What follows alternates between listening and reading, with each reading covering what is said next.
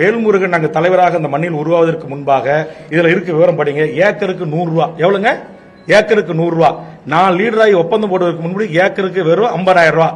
எந்த கான்ட்ராக்ட் வேலை கூட கிடையாது. 56 100 ரூபா, 200 ரூபா, 300 ரூபா, 500 ரூபா, 5000 ரூபாய். ஆனா நான் ஏற்பட்ட வரைக்கும் அதிகபட்ச என்எல்சி கொடுத்த தொகை என்பது 30,000 ரூபாயிலிருந்து 50,000 ரூபாய். இன்றைக்கு ஒவ்வொரு முறையும் போராட்டங்களை செய்து இன்னைக்கு 25 லட்சம் ரூபாயோ, வீட்டுக்கு ஒருவருக்கு நிரந்தர வேலை, 3 ஆண்டு பயிற்சி, அதுபோன்று ஏஎம்சி என்கிற அந்த அடிப்படையில் 1000 பேருக்கு நிரந்தர வேலை அவங்களுக்கு அப்படின்றதையும் அந்த அங்க இருக்கிற 13,000 தொழிலாளர்களும் ஓட்டு போட்டு உங்களை போன்று நீங்க கேட்கிற கேள்விக்கெல்லாம் சரியான பதிலடியாக எம்எல்ஏ இருந்தாலும் இல்லாவிட்டாலும் போராட்ட காலத்தில் நிக்கிறான்னு 13,000 தொழிலாளர்களும் ஓட்டு போட்டு ஒரே திமுக, Anna DMK, BJP, Congress, CID, AITC எந்த தொழிற்சங்கங்களும் கூட்டுறவு சொசைட்டியின் தொழிலாளர்கள் பிரதிநிதியாக அங்கீகரிக்கப்பட்ட வரலாறு இல்லை. வேல்முருகன் அங்கீகரிக்கப்பட்ட வரலாறோடு இருந்த காரணத்தினால்